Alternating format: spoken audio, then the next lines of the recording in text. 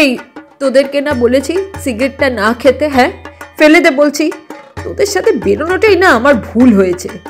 আচ্ছা সৌমিলি, সুপ্রিয়া কি বাড়ি চলে গেল নাকি? কি জানি, কিছু বুঝতে পারছি না তো। সুপ্রিয়া বিশ্বাস, তুমি যেখানেই থাকো না কেন আমাদের পূজা মণ্ডপ প্রাঙ্গণে চলে এসো। এই সুপ্রিয়া, অন্ধকারে ছাদে উঠে কি করছিস? নেমে আয়। ষষ্ঠীর রাতে এ কি দেখছি আমি?